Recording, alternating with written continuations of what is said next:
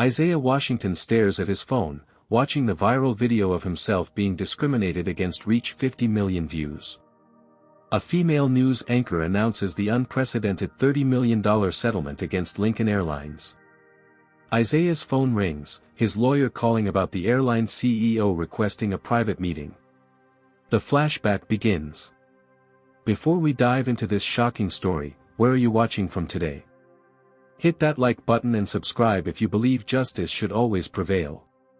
Now, let's rewind to see how a routine flight turned into one of the most significant discrimination cases in aviation history. The terminal at Atlanta International Airport buzzed with the usual Monday morning chaos. Dr. Isaiah Washington checked his watch, 6:45 a.m., plenty of time before his 8:30 a.m. departure to Boston. The prestigious medical conference where he was presenting his groundbreaking neural regeneration research was less than 8 hours away. At 38, Isaiah had established himself as one of the country's leading neurosurgeons. Harvard Medical School graduate, former chief resident at Johns Hopkins, and now head of neurosurgery at Atlanta Memorial Hospital. His credentials were impeccable, his reputation stellar. But none of that changed how some people saw him the moment he stepped into certain spaces. He approached the Lincoln Airlines premium check-in counter, platinum member card ready alongside his ID. "Good morning," he greeted the agent with a warm smile. "Dr. Washington, checking in for flight 2187 to Boston." The agent glanced up, her eyes doing that quick double-take Isaiah had grown accustomed to over the years, the momentary disconnect between his professional title and his appearance. "First class?" she asked, an edge of doubt in her voice. "Yes, seat 2A," Isaiah confirmed, sliding his ID and platinum member card forward. The agent's demeanor shifted subtly as she processed his boarding pass. "Of course, Dr. Washington. My apologies for the confusion." Isaiah nodded politely. These small interactions, these microscopic aggressions, were so commonplace they barely registered anymore. Or rather, they registered, but he'd learned to process them without letting them disrupt his day. After clearing security, Isaiah settled in the first-class lounge, reviewing his presentation on his tablet one final time. His research on neural pathway regeneration following traumatic brain injuries had shown remarkable promise in clinical trials. Today's presentation could open doors for funding that would bring the treatment to underserved communities, a personal mission since his childhood in South Atlanta. His phone buzzed with a text from his ex-wife, Lauren, "Good luck today. Aaliyah wants you to call her tonight after your speech. She's so proud of her dad." A smile warmed his face. His 16-year-old daughter was his world. Despite the divorce 3 years ago, he and Lauren had maintained a respectful co-parenting relationship. Isaiah's demanding career had taken its toll on their marriage, but never on his relationship with Aaliyah. When boarding was announced, Isaiah gathered his carry-on, a sleek leather briefcase containing his laptop, tablet, research notes, and a change of clothes, and headed to gate B22. The gate agent smiled professionally. "Good morning, Dr. Washington. We're ready to begin boarding with our first-class passengers." Isaiah handed over his boarding pass and made his way down the jet bridge. As he approached the aircraft door, he noticed the flight attendant's expression shift almost imperceptibly as she saw him. Her name tag read Amber Reynolds. "Boarding pass?" she asked, her tone clipped. Isaiah presented his ticket, which she scrutinized longer than necessary before returning it with a thin smile that didn't reach her eyes. "Seat 2A is to your left," she said, already looking past him to the next passenger. Isaiah found his seat in the second row of the first-class cabin. He stored his briefcase in the overhead compartment and settled into the comfortable window seat. The cabin was still mostly empty, with just a few other passengers finding their places. A few minutes later, a well-dressed older man with silver hair approached the row. Gerald Whitfield, as Isaiah would later learn, was a 62-year-old real estate developer from Atlanta's wealthiest suburb. He glanced at Isaiah, then at his own boarding pass, a flash of displeasure crossing his features. Gerald flagged down Amber, who quickly approached. "Is there a problem, sir?" she asked, her tone instantly solicitous. "I believe I'm in 2B, Gerald said, gesturing vaguely toward Isaiah, but there seems to be some confusion. Isaiah, sensing the implication, discreetly activated the recording function on his phone, a habit he'd developed over years of navigating spaces where his presence was questioned. He placed the phone in his jacket pocket, the microphone exposed just enough to capture audio clearly. "I'm in 2A, Isaiah offered pleasantly. "Looks like we're row mates for this flight." Gerald barely acknowledged him, continuing to address Amber. "I usually prefer not to have a row mate in first class." "I understand completely, Mr. Whitfield," Amber nodded sympathetically. "Unfortunately, we have a full first-class cabin today. Let me see if there's anything I can do to make you more comfortable." Isaiah noted how Amber had addressed Gerald by name despite not having checked his boarding pass yet, a courtesy not extended to him moments earlier. As more passengers boarded, a woman of Asian descent took the aisle seat across from Isaiah. She offered a friendly nod as she settled in.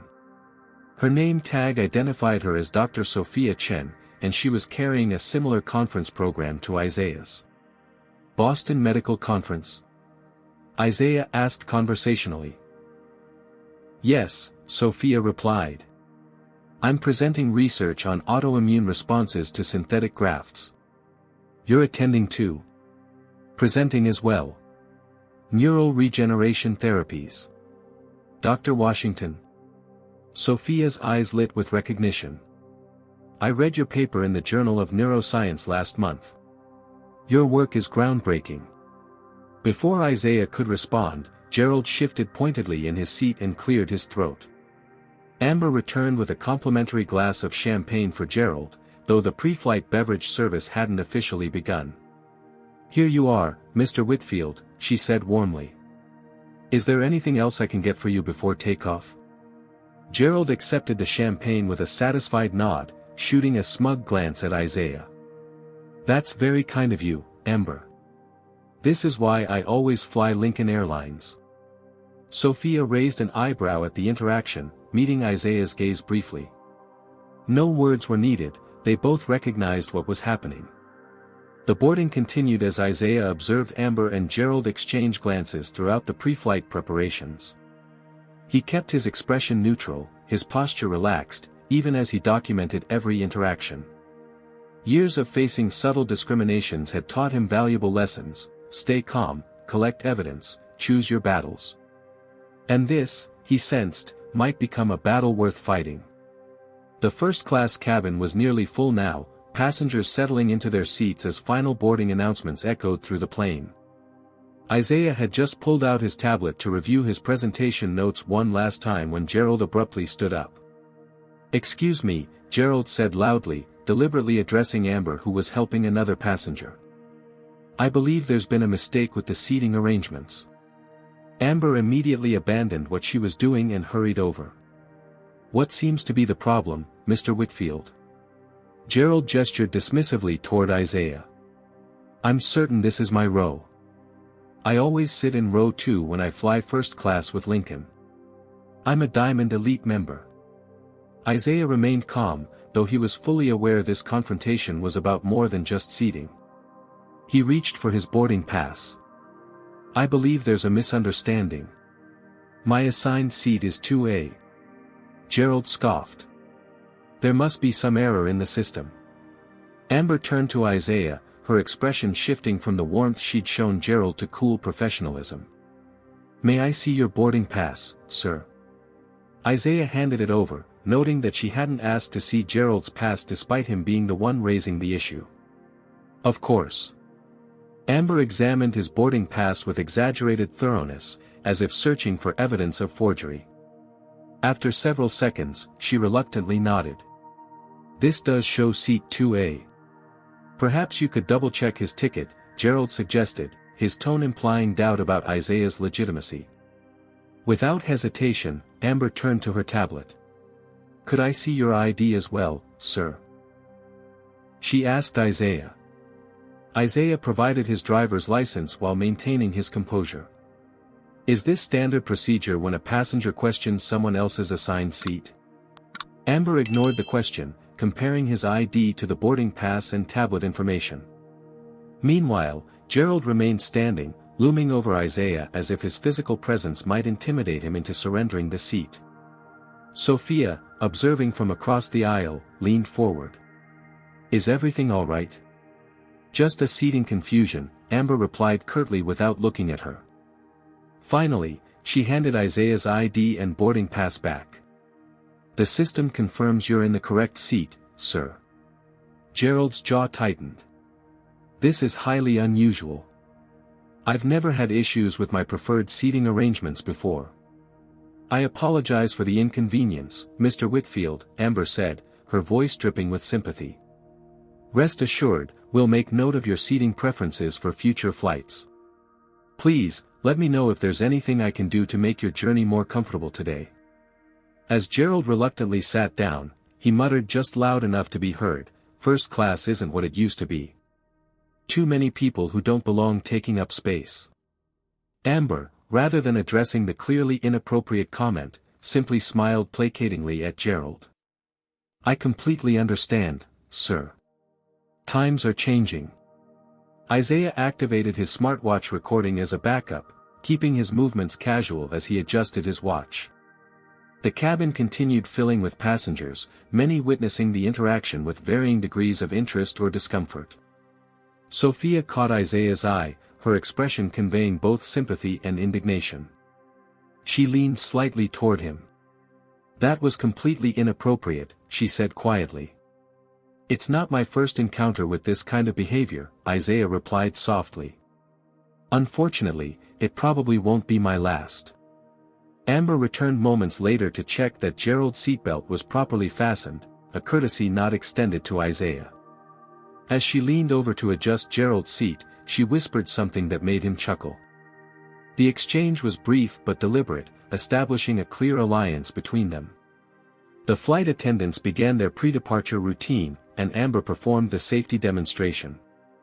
Isaiah noticed how she made eye contact with virtually every first-class passenger during her instructions, except him. Throughout these interactions, Isaiah maintained his professional demeanor. His training as a surgeon had honed his ability to remain steady under pressure, to compartmentalize emotions that might interfere with the task at hand. But behind his calm exterior, his mind catalogued each slight, each microaggression, connecting them to a lifetime of similar experiences. He remembered being the only black student in his advanced placement classes in high school, how teachers would express surprise at his test scores. He recalled the security guards who followed him in department stores even when he was wearing his doctor's coat. He thought about the patients who requested a different surgeon upon meeting him, despite his stellar reputation. Each incident formed part of a familiar pattern, a pattern now repeating itself at 30,000 feet. As the aircraft pushed back from the gate, Gerald made a show of adjusting his position to minimize contact with Isaiah, creating as much distance as possible in the adjacent seats.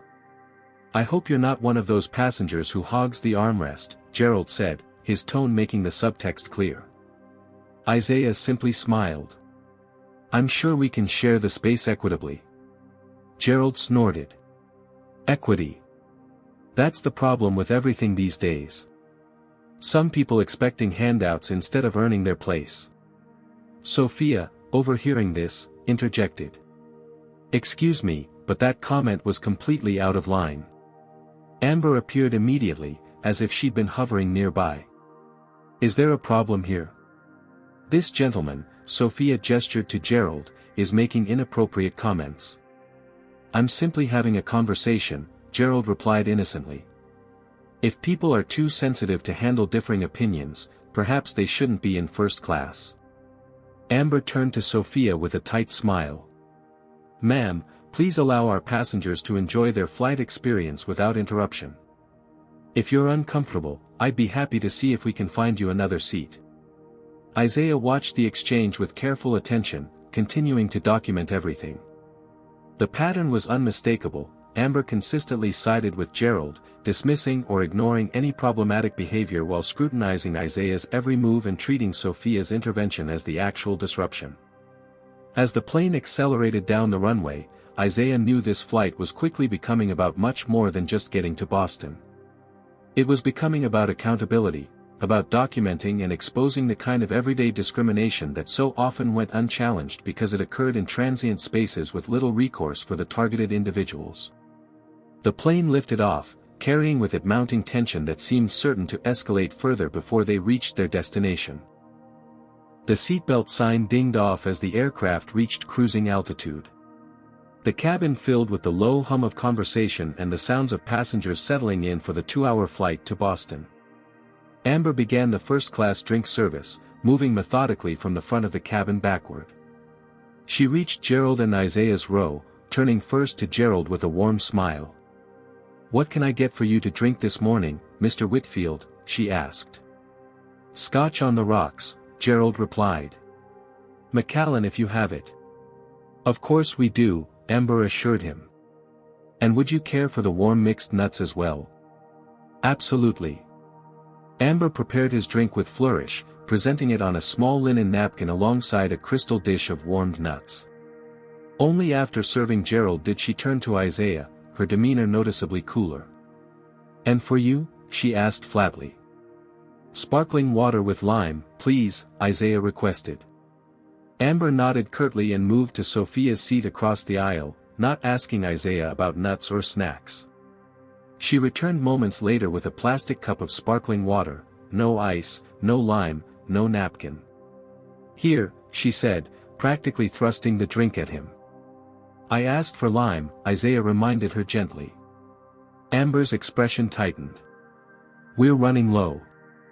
I'll check if there's any left after I finish serving the cabin." Isaiah nodded, placing his drink in the holder. He noticed Sophia watching the interaction with narrowed eyes. Her own drink had been served properly in a glass with a napkin. As Amber moved away, Gerald shifted in his seat, lifting his scotch for a sip. Whether intentional or not, though Isaiah suspected the former, Gerald's elbow bumped sharply against Isaiah's arm, causing the plastic cup of sparkling water to tip over and spill across Isaiah's lap an expensive charcoal suit. "Oh!" Gerald exclaimed with exaggerated surprise. "How clumsy of you to place your drink so precariously." Cold water soaked through Isaiah's pants. He remained composed despite the provocation, reaching for the small cocktail napkin Sophia quickly offered from across the aisle. "Amber!" Gerald called out. "I need some napkins here. There's been a spill." Amber rushed back, immediately focusing on Gerald. "Are you all right, Mr. Whitfield? Did any get on you?" "I'm fine," Gerald replied. "But it's made quite a mess." Amber retrieved a stack of napkins, handing them to Gerald first. "Here you are, sir." Gerald took a single napkin to dab at a non-existent spot on his sleeve, leaving Isaiah to reach for the remaining napkins himself. The water had soaked through to his skin, his presentation suit now visibly stained. "I'll need more than these," Isaiah said, gesturing to the small cocktail napkins. "That's all we have available right now," Amber replied dismissively. "You should be more careful with your beverages in first class." Isaiah met her gaze steadily. "The spill occurred when Mr. Whitfield bumped my arm. I'd appreciate proper assistance." Amber's expression hardened. "Sir, I didn't see what happened, but I'm sure it was an accident. There's no need to make accusations." "I'm not making accusations," Isaiah clarified calmly. "I'm simply stating what occurred and requesting assistance with the spill." Gerald scoffed. "Typical. Always looking to blame someone else instead of taking responsibility." "Excuse me?" Isaiah turned to face him directly. "You know exactly what I mean," Gerald continued, lowering his voice but maintaining an intensity that carried to nearby passengers. "People like you are always playing the victim. Probably got your medical degree through affirmative action too, didn't you? Taking spots from more qualified candidates." The cabin seemed to grow quiet around them as several passengers turned to observe the escalating situation. Isaiah felt a familiar tightness in his chest, the weight of having to navigate this hostile environment while maintaining his dignity. "Mr. Whitfield," Isaiah said evenly, "that comment was inappropriate and discriminatory." I'd appreciate it if you'd refrain from making assumptions about my qualifications or character based on my race. Amber inserted herself between them. Sir, she addressed Isaiah sharply, please lower your voice. You're disturbing other passengers. I'm speaking at the same volume as Mr. Whitfield, Isaiah pointed out. It sounded much louder to me, Amber countered. If you continue to cause a disturbance, I'll need to involve the captain.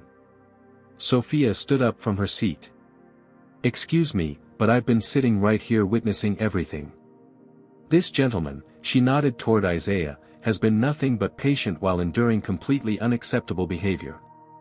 He deserves an apology and proper assistance. Amber turned to Sophia with a tight smile. Ma'am, please return to your seat. This doesn't concern you. It concerns everyone when discrimination occurs in a public space, Sophia replied firmly.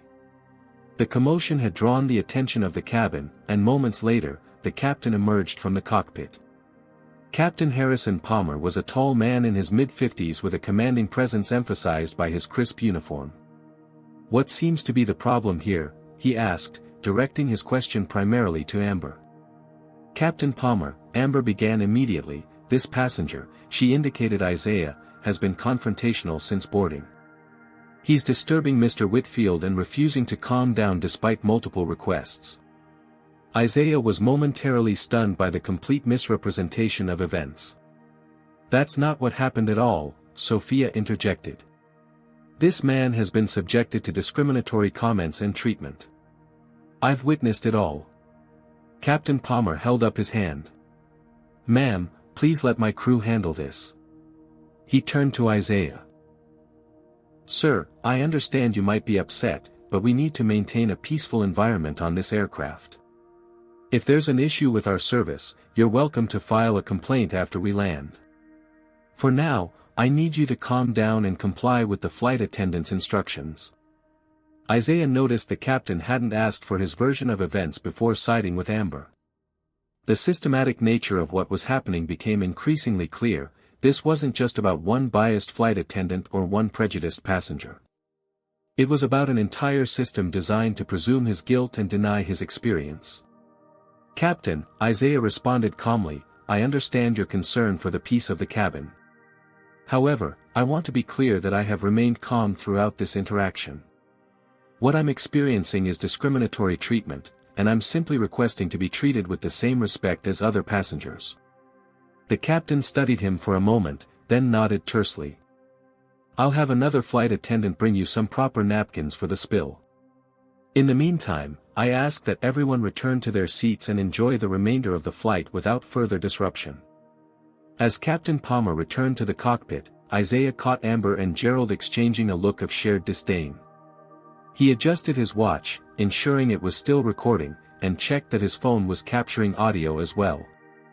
This was no longer just about enduring a difficult flight. This was about documenting a pattern of behavior that reflected a much larger issue, one that affected countless travelers who didn't have the means or opportunity to prove what had happened to them. The flight had settled into an uneasy quiet following the confrontation. Isaiah's pants were still damp, his expensive suit now bearing a noticeable water stain. Another flight attendant, not Amber, had eventually brought him proper towels, offering a sympathetic smile but saying nothing about the earlier incident. Isaiah checked his watch. They were about halfway through the flight, and he needed to take his blood pressure medication. He had a long-standing routine of taking it at the same time each day to manage the hypertension that ran in his family. The medication was in his briefcase in the overhead compartment. He unfastened his seatbelt and began to stand. Where do you think you're going? Gerald immediately questioned, his tone accusatory. I need to access my briefcase in the overhead bin, Isaiah explained calmly. Gerald made no move to let him pass, maintaining his position as a blockade. You've been disruptive enough on this flight. Why can't you just stay in your seat like everyone else? Before Isaiah could respond, Amber appeared beside their row, as if she'd been hovering nearby waiting for another opportunity to intervene. Sir, she addressed Isaiah with obvious disapproval, the seatbelt sign isn't on, but we prefer passengers remain seated unless absolutely necessary. It is necessary, Isaiah explained. I need to take my medication, which is in my briefcase. Amber's expression remained skeptical. Couldn't you have taken it before boarding? Or perhaps you could wait until we land. We'll be in Boston in less than an hour. It's blood pressure medication that needs to be taken at specific intervals, Isaiah clarified.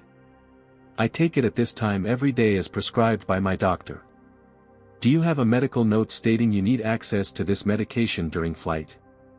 Amber asked, her tone suggesting this was a standard request rather than an unusual and unnecessary barrier she was creating.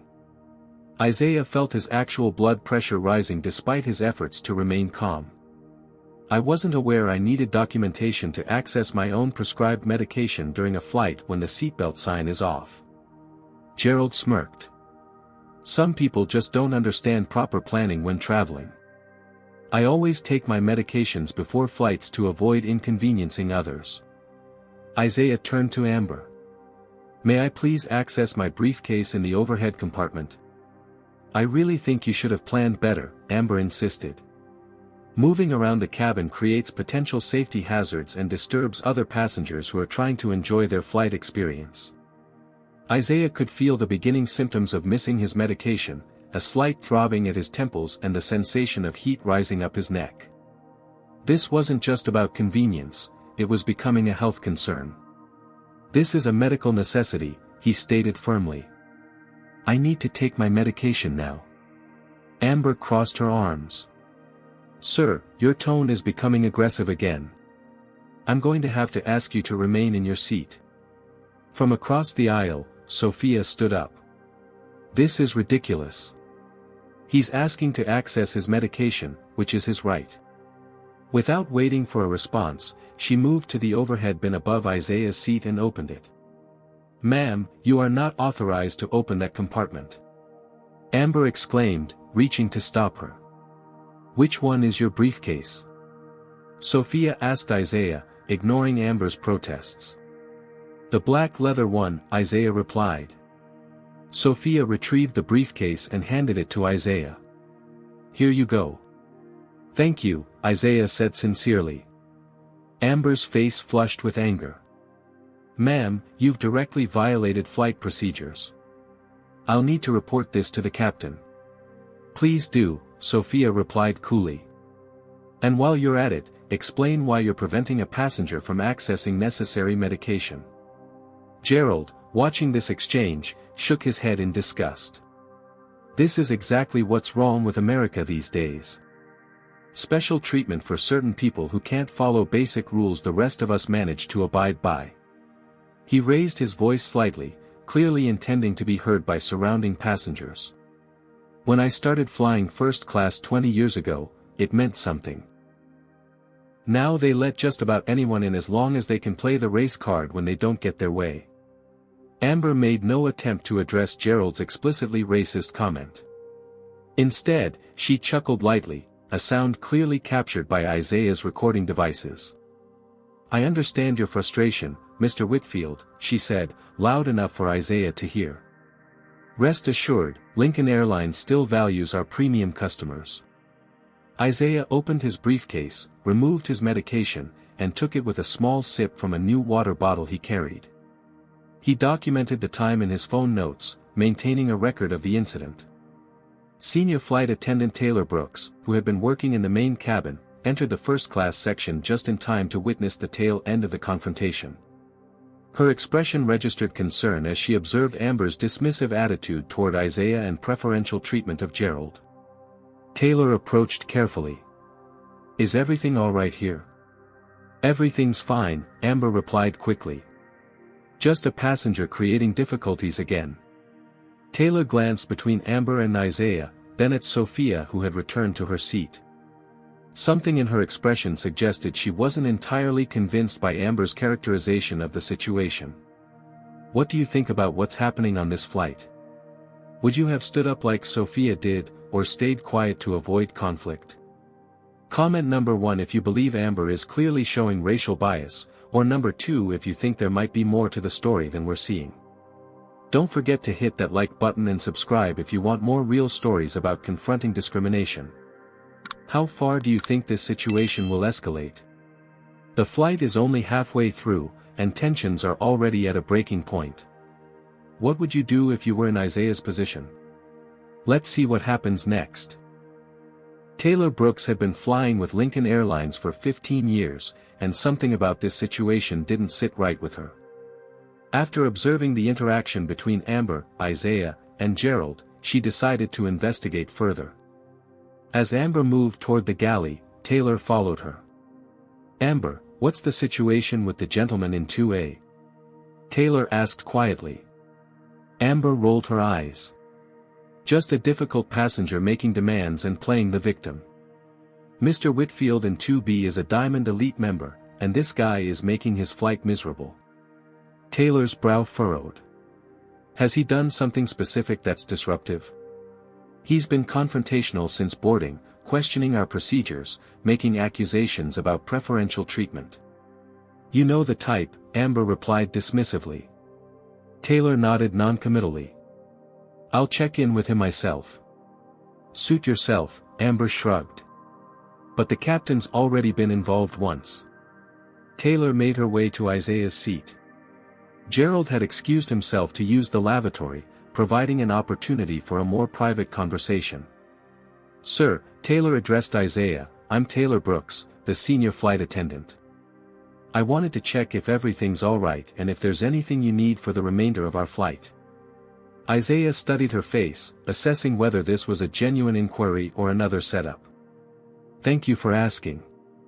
To be honest, I've experienced concerning treatment during this flight. I'm Dr. Isaiah Washington, heading to Boston to present research at a medical conference." Taylor's expression softened. "I apologize if your experience hasn't been up to our standards, Dr. Washington. Could you tell me what's happened?" Isaiah gave her a concise summary of the events: the seating confrontation, Gerald's discriminatory comments, Amber's one-sided enforcement of policies, and the medication incident. "I understand this puts you in a difficult position," Isaiah concluded.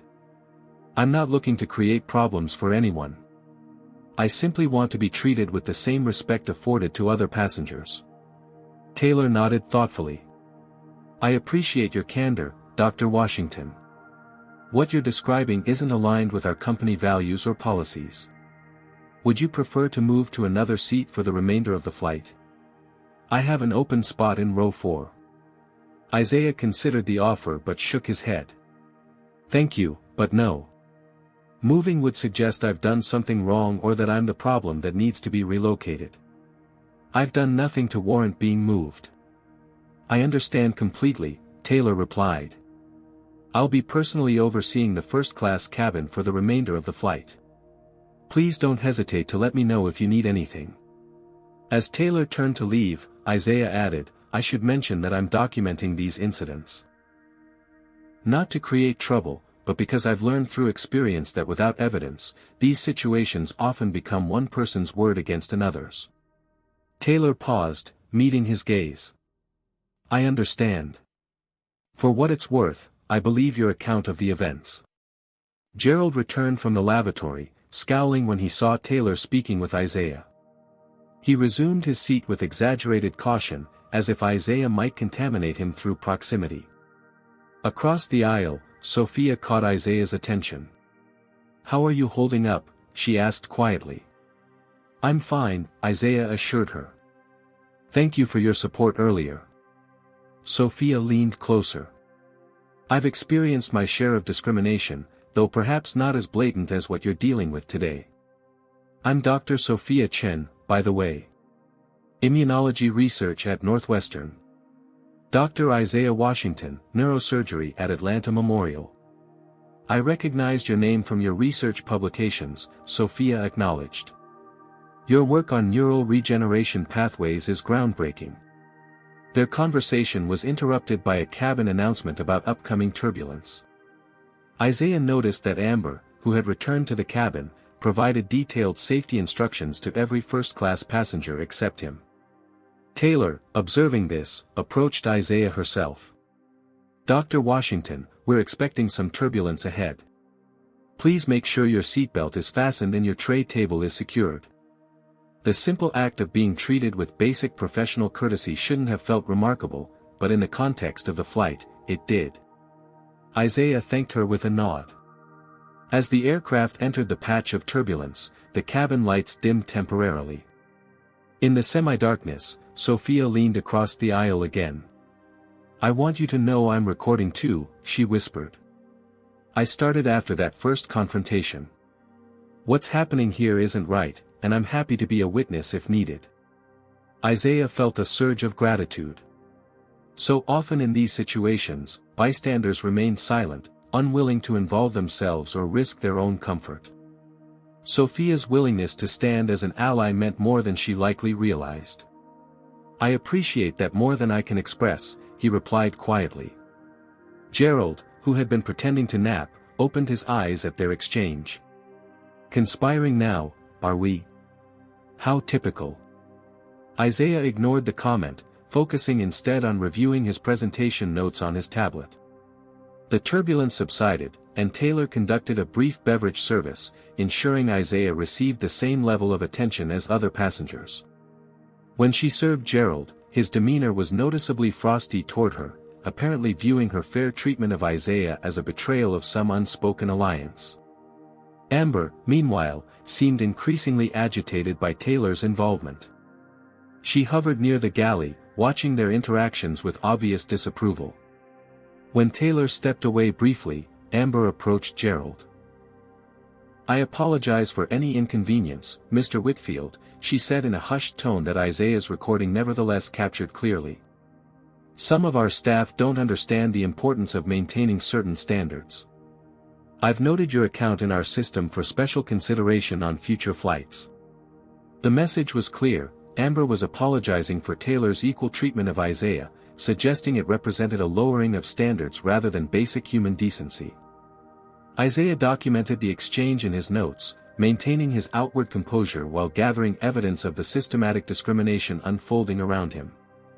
This wasn't just about one difficult flight, it was about a pattern of behavior that affected countless travelers who might not have the means or opportunity to prove what had happened to them. As the plane began its initial descent toward Boston, Isaiah sent a text to his attorney, Devin Mitchell. "Experiencing significant discrimination on Lincoln Airlines Flight 2187. Recording everything. May need your counsel upon landing." The response came quickly, "Document everything. Don't delete any recordings. Call me as soon as you land."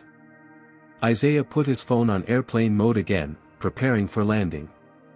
Despite the stress of the flight, he felt a strange sense of calm. Years of facing subtle and not-so-subtle discrimination had prepared him for moments like this. The difference this time was that he had irrefutable evidence and the resources to pursue accountability. Taylor returned to check that all seats were in the upright position for landing. "We'll be on the ground in about 20 minutes, Dr. Washington. I hope the remainder of your flight is uneventful." "Thank you, Taylor," Isaiah replied. "I appreciate your professionalism." As they began the final approach to Boston Logan International Airport, Isaiah knew the real challenge would come after landing. The recordings he'd gathered would tell a story that could no longer be dismissed as a misunderstanding or a matter of perception. The truth would be undeniable, and the consequences, he suspected, would extend far beyond this single flight. The captain's voice crackled over the intercom, announcing their final approach to Boston Logan International Airport. The seatbelt sign illuminated, and flight attendants began their landing preparations. "Please ensure your seatbelts are fastened, your tray tables are stowed, and your seats are in the upright position," Taylor announced, moving through the first-class cabin to verify compliance. Isaiah had already secured his area, his tablet safely tucked away in the seat pocket.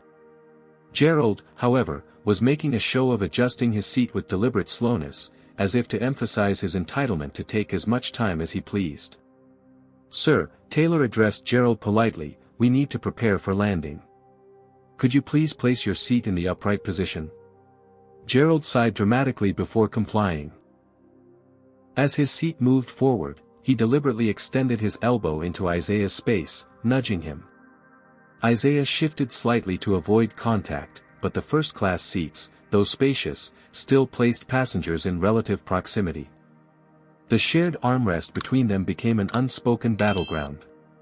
"Excuse me," Isaiah said calmly, "but you're extending into my space." Gerald turned, his expression contemptuous. "This armrest is for both passengers." "I agree," Isaiah replied evenly. "Which is why I've been careful to use only half of it." Gerald's jaw tightened. "Look," he said, his voice low but intense, "I don't appreciate being lectured about airplane etiquette by someone who clearly doesn't belong here." The statement hung in the air, its implication unmistakable. Isaiah kept his recording devices active, knowing that this unfiltered moment revealed the true nature of Gerald's animosity. "I have the same right to be in this seat as you do," Isaiah stated firmly. "I purchased a ticket, same as you." "A ticket you probably got discounted," Gerald snapped. "Or maybe your hospital has some diversity quota they need to fill with their travel budget." Isaiah took a measured breath. "Mr. Whitfield, your assumptions about me are both incorrect and inappropriate. I'm simply asking you to respect the physical boundaries of our seating arrangement." Gerald's face flushed with anger. Suddenly, he shoved Isaiah's arm off the shared armrest, the movement deliberate and forceful. "Don't tell me what's appropriate," Gerald hissed. "I was flying first class when you were probably still in some affirmative action college program." The physical contact, though brief, was clearly aggressive. Several nearby passengers witnessed the interaction, their expressions ranging from shock to discomfort. Amber, who had been monitoring the cabin from nearby, immediately rushed over, not to address Gerald's physical aggression, but to confront Isaiah. "Sir," she said sharply, "is there a problem here again?" "Mr. Whitfield just physically pushed my arm," Isaiah explained calmly. "I would like this incident formally documented." Amber's expression hardened. "I didn't see any physical contact." "Mr. Whitfield, did you push this gentleman's arm?" Gerald adopted an expression of innocent confusion. "Absolutely not. I was simply adjusting my position for landing when he accused me of invading his space. If anything, he's been the aggressor throughout this flight." Amber nodded sympathetically. "I understand, Mr. Whitfield." "Sir," she turned to Isaiah with a warning look, "we've had multiple issues with you during this flight. If you continue to create disturbances, I'll need to involve the air marshal." Isaiah maintained his composure, though the blatant misrepresentation of events was infuriating. "I would like to speak with the captain upon landing and file a formal complaint about the treatment I've received on this flight." "You're welcome to contact customer service after we land," Amber replied dismissively. "For now, I need you to remain calm and stop antagonizing other passengers." Taylor, who had been assisting another passenger, approached the situation. "What's happening here?" Before Amber could respond, Sophia spoke up from across the aisle. "That man," she pointed to Gerald, "just physically pushed Dr. Washington's arm off the armrest. I saw it clearly, as did several other passengers. And now this flight attendant is threatening Dr. Washington instead of addressing the actual aggression." Amber turned to Sophia with barely concealed hostility. "Ma'am, this doesn't concern you. Please focus on preparing for landing." Taylor assessed the situation quickly. "Amber, I'll handle this. Please check that the rear of the cabin is secured for landing." Amber hesitated, clearly reluctant to relinquish control of the situation. "The captain specifically asked me to monitor this passenger after the earlier disruption." "I'm the senior flight attendant," Taylor reminded her firmly. "I'll take responsibility for this section." Amber retreated with obvious displeasure. Taylor turned to both men. "Gentlemen, we're about to land. Whatever the issue is, I need both of you to remain in your seats with your seatbelts fastened until we reach the gate." As Taylor moved away, Gerald leaned toward Isaiah, speaking in a low voice that only Isaiah could hear. "People like you are the reason this country is going downhill. When we land, you'd better hope we don't run into each other again in Boston." The thinly veiled threat sent a chill through Isaiah. He remained outwardly calm, but activated his phone's video recording function, placing it on his lap to capture any further interactions. The aircraft descended through clouds, the city of Boston coming into view below. The captain's voice announced their final approach, instructing flight attendants to prepare for landing. Amber returned to the forward cabin, whispering something to Taylor that caused her expression to shift to concern. Taylor then moved to the intercom, making an announcement that caused Isaiah's stomach to tighten. "Ladies and gentlemen, the captain has requested that all passengers remain seated upon arrival at the gate. Security personnel will be boarding the aircraft before anyone disembarks. We appreciate your cooperation." Gerald smirked at Isaiah. "Looks like someone's in trouble." Isaiah knew exactly what was happening, a scenario that had played out countless times throughout history. A black man facing false accusations, his word dismissed in favor of those perceived as more credible based solely on race and status. But this time was different. This time, there was irrefutable evidence. As the plane touched down on the runway and taxied toward the gate, Isaiah sent a quick text to his attorney, "Landing now. Security meeting plane. All recorded. Call you once I'm clear." The aircraft came to a stop at the gate, the seatbelt sign remained illuminated, and passengers were instructed to stay seated. Minutes later, 2 airport security officers boarded the plane, followed by a Lincoln Airlines representative in a suit. Amber immediately approached them, pointing directly at Isaiah. "That's him." The security officers moved toward Isaiah's seat. "Sir, we need you to gather your belongings and come with us," the taller officer stated. Isaiah remained calm. "May I ask what this is regarding?" "We've received reports of disruptive behavior during the flight," the officer replied. "We need to discuss this in private." Isaiah nodded. "I understand. Before we proceed, I want to make you aware that I have recorded the entirety of my interactions on this flight, documenting a pattern of discriminatory treatment and false accusations." The security officers exchanged glances, clearly not expecting this response. Sophia stood up from her seat. "Officers, I've witnessed everything. This man has been subjected to racist comments and discriminatory treatment throughout the flight. I've recorded much of it myself and am willing to provide a statement." Several other passengers in nearby seats began to speak up as well. "I heard the other gentleman make racist remarks," a woman 3 rows back said. "The flight attendant with the blonde hair was clearly treating him differently," added a businessman from the opposite aisle. The airline representative, who had been silently observing, stepped forward. "Sir, I'm Bernard Hayes from Lincoln Airlines Customer Relations. Perhaps we should continue this conversation somewhere more private." Isaiah gathered his belongings, including his briefcase and carry-on. "I'm happy to speak with you, Mr. Hayes, but I want to be clear that I've done nothing wrong. What I've experienced today is textbook discrimination, and I have evidence to prove it." As Isaiah moved toward the exit, followed by the security officers and Bernard Hayes, he passed Gerald, who sat smugly in his seat.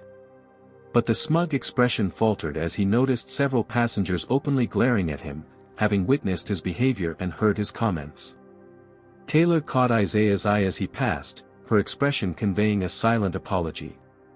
Amber, meanwhile, stood near the cockpit door with Captain Palmer, both watching with concern as their narrative began to unravel. Isaiah stepped off the plane into an uncertain situation, but armed with truth and evidence, tools that had too often been denied to those who came before him in similar circumstances. The jetway felt unnaturally long as Isaiah walked between the 2 security officers, Bernard Hayes trailing slightly behind them. His mind raced with calculations. He had 20 minutes to make his connecting flight to the medical conference where he was scheduled to present groundbreaking research. 20 minutes that were rapidly disappearing into this detention. "This way, sir," the taller officer directed, guiding him not toward the terminal but to a small door off the jetway that led to a private security area. Isaiah followed, maintaining his composure while sending a quick final text to his attorney before they entered the secure area where he might lose signal, being detained by airport security. "Room off gate B12. Evidence secure." The response came instantly, "On my way. Say nothing substantive. Request lawyer if questioned." They entered a sterile room containing only a metal table and 4 chairs. The walls were bare except for a Lincoln Airlines logo and a security camera in the upper corner. Isaiah noted the camera with some relief, additional documentation of whatever was about to unfold. "Please have a seat, Dr. Washington," Bernard Hayes gestured to one of the chairs. "I apologize for this inconvenience." Isaiah sat down, placing his phone face up on the table. "I'd like to clarify something immediately. My phone has been recording since before I boarded the aircraft. I have documentation of every interaction that occurred during this flight." The security officers exchanged uncomfortable glances. "Recording without consent may be problematic in itself," the shorter officer suggested. "Massachusetts is a two-party consent state," Isaiah acknowledged, "but federal aircraft regulations fall under different jurisdiction, and I was recording for my own protection in a public space where there's no reasonable expectation of privacy. Additionally, the aircraft safety announcement explicitly stated that the flight was being recorded for security purposes." His calm recitation of relevant legal statutes caused Bernard Hayes to study him with newfound interest. "You seem well versed in legal matters for a doctor," Hayes observed. "When you've experienced discrimination as frequently as I have, you learn the laws that protect you," Isaiah replied evenly. "Now, I have a medical conference where I'm presenting research that could help thousands of patients with traumatic brain injuries. I'd appreciate if we could address whatever concerns brought us here quickly." The door opened, and a third security officer entered, whispering something to the others. Their expressions shifted subtly. "Dr. Washington," the taller officer began, "we've received conflicting reports about incidents that occurred on your flight. Flight attendant Amber Reynolds reported that you were confrontational, disruptive, and made physical contact with another passenger." "All false," Isaiah stated firmly. "And my recordings prove it." "We've also received statements from several other passengers who witnessed the events," the officer continued. "Their accounts contradict Ms. Reynolds' version." Isaiah nodded. "I'm not surprised. Truth tends to find its way to the surface eventually." Bernard Hayes leaned forward. "Dr. Washington, would you be willing to share your recordings with us? It would help clarify the situation." "I'd be happy to play portions that establish what actually occurred," Isaiah agreed, "though I'd prefer to consult with my attorney before releasing the full recordings." He queued up a segment from earlier in the flight, where Gerald explicitly made the comment about affirmative action passengers, and Amber's failure to address it. He followed with the recording of Gerald physically pushing his arm and Amber's subsequent accusation that Isaiah was the aggressor. The room fell silent as the recordings played. The clear evidence of discrimination, and the flight crew's complicity, was undeniable. Bernard Hayes' professional demeanor cracked slightly, his expression troubled. "This is concerning." "What's concerning," Isaiah replied, "is that I nearly missed an important medical presentation because your employee chose to support discriminatory behavior rather than enforce your company's own policies against harassment." The door opened again, and Sophia Chen entered, escorted by another security officer. Dr. Chen insisted on providing a statement, the officer explained. "I witnessed everything," Sophia said firmly. "And I have my own recordings that corroborate Dr. Washington's account." Another knock at the door revealed Taylor Brooks, the senior flight attendant. "I need to speak with Mr. Hayes," she said, her expression determined. The small room was becoming crowded with witnesses, all contradicting the official narrative that had led to Isaiah's detention. Bernard Hayes ran a hand through his hair, visibly reassessing the situation. "Dr. Washington, I think there's been a serious misunderstanding." "No," Isaiah corrected him, "there's been a serious case of discrimination, followed by false accusations that could have damaged my reputation and career. That's not a misunderstanding, it's a potential legal liability." The word liability seemed to resonate with Hayes, who straightened his posture. "Let me see what I can do to resolve this situation quickly and get you to your conference." As Hayes stepped out to make a call, Isaiah checked his watch. His presentation was scheduled to begin in 45 minutes. Even if he left immediately, he would barely make it. The security officers, now seeing the direction the evidence was pointing, adopted a more conciliatory tone. "We're just doing our job, sir," the taller one explained. "When we receive reports from flight crew, we have to investigate." "I understand," Isaiah replied. "But I hope you also understand how these systems can be weaponized against people who look like me. If I didn't have recordings, this would be my word against theirs, and historically, we know whose word tends to be believed." Bernard Hayes returned, accompanied by another man in a more expensive suit. "Dr. Washington, this is James Keller, Lincoln Airlines Chief Legal Counsel for the Northeast region." The presence of the airline's lawyer confirmed what Isaiah already suspected. They recognized the seriousness of what had occurred. "Dr. Washington," Keller began, "on behalf of Lincoln Airlines, I want to extend our sincere apologies for your experience today. We've reviewed the preliminary evidence and witness statements, and it's clear that you were subjected to treatment that falls far below our standards." "I appreciate the acknowledgement," Isaiah responded, "but an apology doesn't address the systemic issues that allowed this to happen." "We understand," Keller continued smoothly. "We'd like to offer immediate compensation and an upgrade to your return flight. Additionally, we're prepared to discuss a more substantial settlement if you're willing to sign a non-disclosure agreement regarding this incident."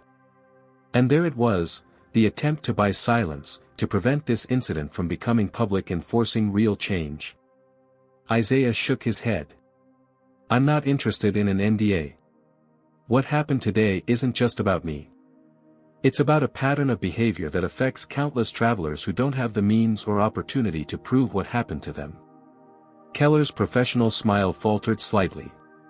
"Perhaps we could discuss this further after your conference. We could arrange a meeting with our executive team." "My attorney will be in contact," Isaiah replied firmly. "For now, I need to get to my presentation." The door opened once more, revealing a man in his early 40s with a leather briefcase and an expression of controlled fury. "I'm Devin Mitchell, Dr. Washington's attorney," he announced without preamble. "My client has been illegally detained based on demonstrably false accusations. We'll be discussing appropriate remedies for this situation, but first, he has a medical conference to attend." Bernard Hayes nodded quickly. "Of course. We've arranged for priority transportation to get Dr. Washington to his venue as quickly as possible." As they gathered Isaiah's belongings and prepared to leave, Sophia approached him. "I've given them my contact information as a witness," she said. "What they did was wrong, and I won't stay silent about it." Isaiah felt a profound gratitude for her allyship. "Thank you, Dr. Chen. Your willingness to speak up made a difference." Taylor Brooks also stepped forward. "I've provided a statement about what I observed," she said quietly. "I should have intervened sooner. I'm sorry." Isaiah nodded his acknowledgement. Standing up for what's right is rarely easy, but it's always necessary. As they exited the room, Isaiah glimpsed Gerald Whitfield being escorted into another security area, his expression no longer smug but anxious. Amber Reynolds stood nearby, engaged in what appeared to be an intense conversation with airline officials. Devin Mitchell walked alongside Isaiah as they hurried through the terminal. "Based on what you sent me and the recordings you've made, we have a very strong case," he said. "Discrimination, defamation, false imprisonment, multiple causes of action." "I need to focus on my presentation first," Isaiah replied. "But afterward, we need to talk about making sure this doesn't happen to someone else." They reached the curb where a Lincoln Airlines courtesy vehicle waited to rush him to the conference venue. As Isaiah settled into the back seat, he felt the weight of what had just occurred, the familiar burden of having to prove his humanity and right to dignity, but also the rare satisfaction of having irrefutable evidence to support his truth. His phone buzzed with a notification, a news alert from a local Boston station about a developing situation at Logan Airport involving allegations of discrimination on a Lincoln Airlines flight. Someone, perhaps one of the passengers, perhaps Sophia, had already contacted the media. What had begun as a routine flight was quickly becoming something much larger, a potential catalyst for change in an industry where discrimination often occurred in transient spaces with little accountability. Isaiah took a deep breath, centering himself for the presentation ahead. The medical research he was about to share could help thousands of patients with traumatic brain injuries. That remained his primary mission today. But he also recognized that the evidence he'd gathered could help address a different kind of injury, the systemic wounds inflicted by unchecked discrimination and the institutions that enabled it. The conference hall buzzed with anticipation as Isaiah concluded his presentation on neural regeneration therapies. Despite arriving with barely minutes to spare, he had delivered his research findings with the same precision and clarity that characterized his surgical work. "Thank you for your attention," Isaiah addressed the assembled physicians and researchers. "I believe this approach offers new hope for patients with traumatic brain injuries who previously had limited options for recovery. I welcome your questions." For the next 15 minutes, he fielded complex inquiries from colleagues, his mind compartmentalizing the morning's events as he focused on the science that had brought him to Boston. This ability to maintain composure under pressure, honed through years in the operating room and countless experiences with discrimination, served him well in both contexts. As the session concluded and attendees filed out of the hall, Dr. Sophia Chen approached the podium. "Brilliant presentation," she said. "Especially considering the circumstances." Isaiah smiled, genuinely appreciative of her support. "Thank you for everything you did on the flight. Most people would have stayed silent." "I've stayed silent too many times before," Sophia admitted. "It gets harder to live with yourself each time you do." They were interrupted by Isaiah's phone buzzing with a message from Devin Mitchell, meeting room secured at hotel adjacent to conference center. Lincoln Airlines representatives waiting. Strategic discussion needed before proceeding. Isaiah showed the message to Sophia. "Looks like things are moving quickly." "They're in damage control mode," Sophia observed. "Videos from passengers are already circulating online. The one showing Gerald pushing you and Amber blaming you has over 100,000 views." The realization that their experience had already entered the public domain was both surprising and validating. Isaiah had intended to pursue accountability, but the viral nature of what had occurred accelerated the timeline dramatically. "I should go," Isaiah said. "But I'd appreciate your perspective on this if you have time later." "Absolutely," Sophia replied, handing him her business card. "My presentation isn't until tomorrow. Call me if you need another voice in the room." 20 minutes later, Isaiah entered a hotel conference room where Devin Mitchell was already engaged in conversation with 3 Lincoln Airlines representatives, Bernard Hayes, James Keller, and a woman who introduced herself as Veronica Winters, Senior Vice President of Customer Experience. "Dr. Washington," Veronica greeted him with a practiced corporate smile. "Thank you for meeting with us. First, let me extend our deepest apologies for your experience on our flight today." Isaiah took a seat beside Devin. "I appreciate the sentiment, Ms. Winters, but I'm more interested in substantive changes than apologies." "Understandable," she nodded. "We want to address this situation comprehensively." Devin placed a tablet on the table. "Before we continue, I should inform you that we've been contacted by multiple news organizations seeking comment about the incident. Several passengers posted videos online that have gained significant traction." Keller's expression tightened. "Which is why we'd like to discuss an appropriate settlement that acknowledges the seriousness of the situation while allowing all parties to move forward." "By move forward, I assume you mean buying Dr. Washington's silence," Devin replied evenly. "We're prepared to offer substantial compensation," Veronica interjected. $300,000, with the standard confidentiality provisions. Isaiah and Devin exchanged glances. The offer was significant but clearly designed to make the problem go away rather than address its roots. "That's not going to work," Isaiah stated firmly. "This isn't about money. It's about accountability and preventing this from happening to others."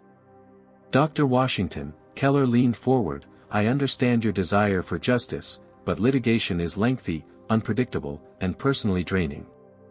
The offer we're making represents our good faith effort to make amends without subjecting you to that process." Devin opened his laptop. "Let me be clear about our position. We have documented evidence of racial discrimination by your employee and a passenger. We have evidence of your crew member making false accusations that led to Dr. Washington's detention. We have multiple witness statements corroborating our account. And now we have viral social media content creating a PR crisis for your airline. Veronica's professional veneer cracked slightly. What exactly are you seeking, Mr. Mitchell? A comprehensive response, Devon replied. One that addresses both the individual incident and the systemic issues it reveals. Isaiah spoke up. I want 3 things. First, accountability for the individuals involved. Second, transparent changes to your training and procedures to prevent similar incidents. Third, a significant investment in programs that address discrimination in commercial air travel. The airline representatives exchanged glances, clearly not expecting such specific demands. We'd need to consult with our executive team about the policy aspects, Veronica hedged. As for the individuals involved, we've already placed Flight Attendant Reynolds on administrative leave pending investigation. And Captain Palmer? Isaiah asked. He accepted her version of events without question and authorized security to meet the aircraft. Bernard Hayes shifted uncomfortably. The captain was acting on information provided by his crew. Information that was false and discriminatory, Devon countered. His failure to investigate both sides reflects either poor judgment or implicit bias, neither of which is acceptable for someone in his position. The conversation was interrupted by a knock at the door. An assistant entered and whispered something to Veronica, whose expression grew increasingly concerned. Excuse me, she said, stepping out of the room. In the momentary lull, Devon showed Isaiah something on his tablet, a news article that had just been published online. Lincoln Airlines faces discrimination allegations as passenger videos go viral. Veronica returned, her corporate composure noticeably strained. Dr. Washington, Mr. Mitchell, I've just been informed that our CEO has requested direct involvement in this matter. He would like to schedule a video conference within the hour to discuss resolution. The sudden escalation to the highest levels of the company signaled the severity with which they now viewed the situation. What had begun as a routine flight had transformed into a potential landmark case with implications for the entire industry. We'll need time to prepare, Devon replied. Let's reconvene in 2 hours. As the airline representatives left the room, Isaiah turned to Devon. They're scared. They should be, Devon agreed. The evidence is overwhelming, and the public response is gathering momentum. But we need to be strategic about our next steps. Isaiah nodded thoughtfully. I'd like to bring Dr. Chen into this discussion. Her perspective as a witness and her own experiences with discrimination would be valuable. Devon began organizing his notes. Good idea. And while we're waiting, I've been contacted by 3 other passengers from your flight who want to provide statements. One of them mentioned that Flight Attendant Reynolds has a history of similar behavior. Apparently, she was transferred from international routes after complaints from several passengers of color. This revelation suggested a pattern that the airline had failed to address, possibly moving the problem around rather than solving it. The implications were significant for their case. Isaiah's phone buzzed with another notification. A text from Taylor Brooks, I've given my full statement to HR and the investigative team. They're also reviewing my previous reports about Amber's behavior that were ignored. I'm willing to go on record if needed. The evidence continued to accumulate, painting a picture not just of individual bias but of institutional failure to address known problems. Devon, Isaiah said, I think we need to expand our focus. This isn't just about one flight attendant or one passenger. It's about an airline culture that allowed this to happen despite previous warnings. Devon nodded in agreement. Exactly. And that changes both our strategy and the scope of appropriate remedies. As they prepared for the upcoming video conference with the CEO, Isaiah felt a complex mix of emotions. The discrimination he'd experienced was painfully familiar, but the opportunity to create meaningful change was rare.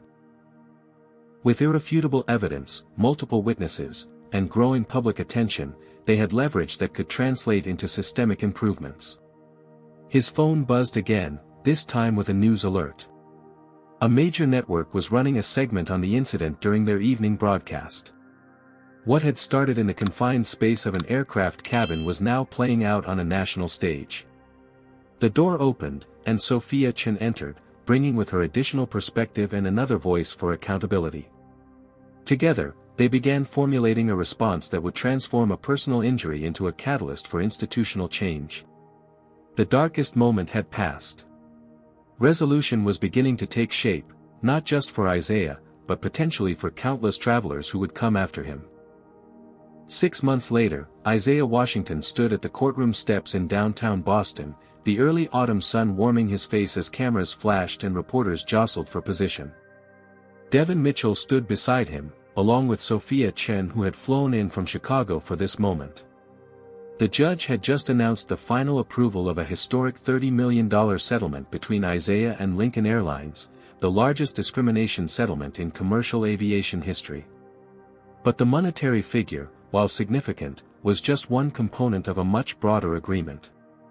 "Dr. Washington, how do you feel about today's ruling?" called out a reporter from the front of the crowd. Isaiah stepped toward the microphones. "Today isn't about a personal victory. It's about accountability and systemic change. The settlement includes comprehensive reforms that will benefit all travelers, particularly those from marginalized communities who have long faced discrimination in commercial air travel." The terms of the settlement had indeed gone far beyond financial compensation. Lincoln Airlines had agreed to implement mandatory anti-bias training for all staff, revise their complaint investigation procedures, and establish an independent diversity advisory board with real authority to recommend policy changes. Most significantly, the airline had committed to creating the Air Travel Equality Initiative, a $15 million program to study and address discrimination across the industry, with participation from other major carriers who recognized the need for sector-wide improvements. "Can you tell us what happened to the flight attendant and passenger involved in the incident?" another reporter asked. Isaiah exchanged glances with Devin, who nodded slightly. "Amber Reynolds was terminated for violation of company policies and for making false statements that led to my detention," Isaiah explained. "Gerald Whitfield was placed on Lincoln Airlines' no-fly list and faced separate legal consequences for his actions." What he didn't mention was that Amber had attempted to file a wrongful termination lawsuit, which was quickly dismissed when the recordings were entered into evidence.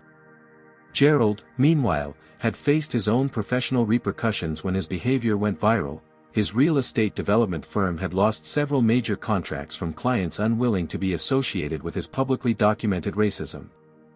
"Dr. Washington," called another journalist, "you could have accepted the initial settlement offer with a non-disclosure agreement.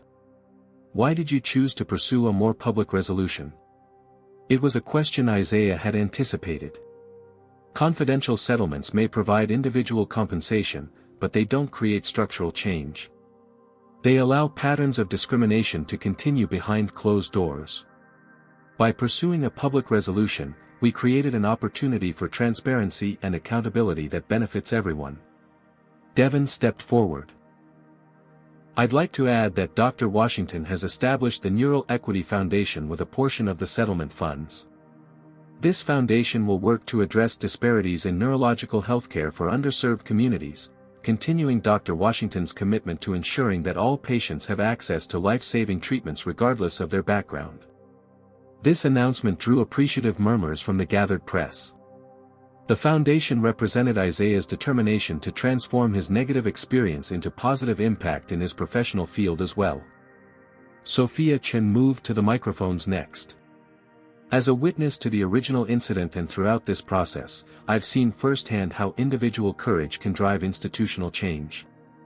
Dr. Washington could have simply endured the discrimination he faced, as so many do daily, but instead, he chose to stand up not just for himself, but for everyone who has ever been made to feel unwelcome or unsafe because of who they are." After answering a few more questions, the press conference concluded. As the reporters dispersed, a Lincoln Airlines representative approached Isaiah, Taylor Brooks, now promoted to Director of Cabin Services Training, a position created as part of the airline's restructuring. "Dr. Washington, she greeted him with genuine warmth. "I wanted to thank you personally. The changes you've helped implement have transformed our company culture. It hasn't been easy, but it's been necessary and long overdue." "How are the new training programs being received?" Isaiah asked. "There was resistance initially," Taylor admitted. "But the videos and case studies have been powerful tools for change. When people see concrete examples of discrimination rather than abstract concepts, it's harder to dismiss the impact." Isaiah nodded. "That's why documentation is so crucial. It transforms subjective experiences into objective evidence." As Taylor returned to her colleagues, Isaiah's phone buzzed with a notification. The Neural Equity Foundation's first research grant applications had opened today, with a focus on bringing cutting-edge neurological treatments to community hospitals in underserved areas. Devin approached with his tablet. "The settlement story is already trending nationally. Look at these responses." The comments section of a major news site's article showed overwhelmingly positive reactions, with many people sharing their own experiences with discrimination in travel and other public spaces. What had begun as one man's ordeal had opened a broader conversation about accountability, evidence, and institutional responsibility. "There's something else," Devin added. "The CEO of Lincoln Airlines has requested a private meeting with you. No lawyers, no PR team, just a conversation." Isaiah raised an eyebrow. "What do you think he wants?" "According to my contact, he's interested in having you join the airline's new ethics advisory board.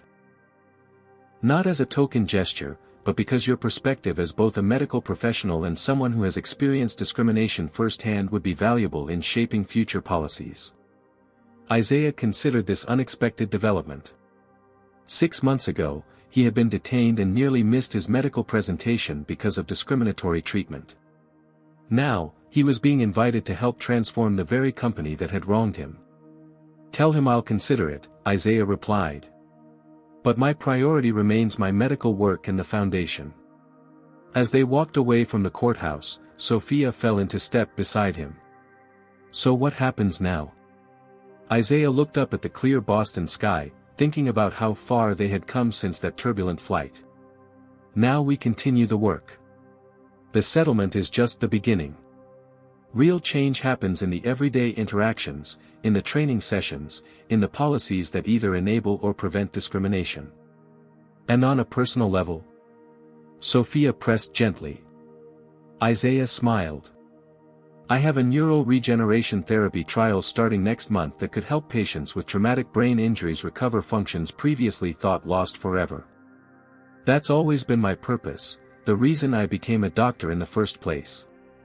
They reached the corner where they would part ways, Sophia to the airport for her flight back to Chicago, Isaiah to his hotel before tomorrow's return to Atlanta. "You know," Sophia said thoughtfully, "when I intervened on that flight, I never imagined we'd end up here. It reminds me that we never really know the full impact of standing up for what's right." "That's the nature of systemic change," Isaiah agreed. "It starts with individual actions that ripple outward in ways we can't predict." They said their goodbyes, promising to stay in touch about the foundation's work and the ongoing implementation of the airline's reforms. As Isaiah walked alone, he reflected on the journey from that first-class cabin to this moment of resolution. The recording that had begun as a personal protection measure had become a catalyst for industry-wide change. The discrimination he had experienced, painful though it was, had created an opportunity to address patterns that affected countless travelers. His phone buzzed again, a text from his daughter, Aaliyah, "Dad. Just saw you on the news. So proud of you. Can't wait to help with the foundation this summer." Isaiah smiled. Perhaps the most meaningful outcome of all was showing his daughter that injustice, when documented and confronted with determination, could be transformed into positive change. Later that evening, as Isaiah prepared for his return flight to Atlanta, on Lincoln Airlines, at their specific request and with a very different crew, he received one final call. It was from the airline's CEO, confirming their upcoming meeting and sharing news that the Air Travel Equality Initiative had already received commitments from 3 other major carriers to participate in the industry-wide reforms. What had begun with a recording on a single flight was now creating change across an entire industry. It wasn't perfect, and the work was far from complete, but it was meaningful progress, proof that accountability was possible, even in spaces where discrimination had long gone unchallenged. This story reveals several powerful truths about confronting racism in modern society. First, documentation is an essential tool for justice. Isaiah's recordings transformed subjective experiences into objective evidence that couldn't be dismissed. Second, individual courage can catalyze systemic change when people refuse to accept discrimination as inevitable. Third, allies like Sophia play a crucial role by validating experiences and sharing the burden of speaking up. The case demonstrates how institutions often protect discriminatory behavior until confronted with irrefutable evidence and public pressure. It also highlights how seemingly isolated incidents reflect broader patterns requiring structural solutions rather than individual settlements.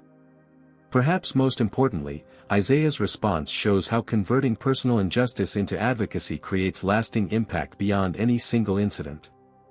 By establishing both legal precedent and educational initiatives, Isaiah ensured his experience would protect countless future travelers. His story reminds us that accountability is possible even in spaces where discrimination has traditionally gone unchallenged, and that documentation, determination, and strategic advocacy remain our most powerful tools against systemic racism. Have you ever witnessed discrimination and wondered what you could do? What would you have done if you were on that flight, stayed silent like most passengers, spoken up like Sophia, or recorded evidence like Isaiah? Comment below with your thoughts on the most effective ways to stand against racism. If this story moved you, please hit that like button and subscribe to support more content that exposes injustice and celebrates those brave enough to fight it. Share this video with someone who needs to understand the power of documentation in confronting discrimination. Thank you for joining us for this powerful journey of accountability and transformation. Remember, systemic change begins with individual courage. Until next time, stay vigilant, stay compassionate, and never underestimate your power to make a difference.